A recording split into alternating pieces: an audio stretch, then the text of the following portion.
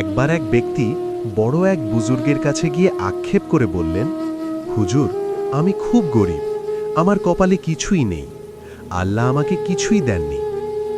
বুজুর্গ ব্যক্তিটি মুচকি হাসলেন এবং বললেন, আচ্ছা ভাই, আমি যদি তোমাকে 1,00,000 টাকা দিই, তুমি কি তার বিনিময়ে তোমার 2টি চোখ আমাকে দেবে? লোকটি চমকে গিয়ে বলল, না না, তা কি করে হয়? চোখ ছাড়া আমি পৃথিবী দেখব কি করে? 1 কোটি টাকা দিলেও আমি চোখ দেব না। বুজুর্গ আবার জিজ্ঞেস করলেন, আচ্ছা, আমি যদি তোমাকে 5,00,000 টাকা দিই, তবে কি তুমি তোমার 2টি হাত আমাকে কেটে দেবে? লোকটি এবার রেগে গিয়ে বলল, আপনি এসব কি বলছেন? হাত ছাড়া আমি কাজ করব কি করে? আমি কোনোভাবেই হাত দেব না। তখন বুজুর্গ শান্ত গলায় বললেন, সুবহান আল্লাহ, দেখো ভাই, আল্লাহ তোমাকে কোটি টাকার চোখ দিয়েছেন, দামি হাত পা দিয়েছেন, সুস্থ শরীর দিয়েছেন, অথচ তুমি বলছো তিনি তোমাকে কিছুই দেননি।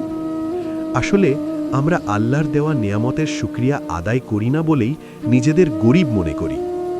লোকটি নিজের ভুল বুঝতে পারল এবং আল্লাহর দরবারে তওবা করল। আলহামদুলিল্লাহ বলতে শিখুন, কারণ আপনার কাছে যা আছে তা অনেকের কাছে স্বপ্ন।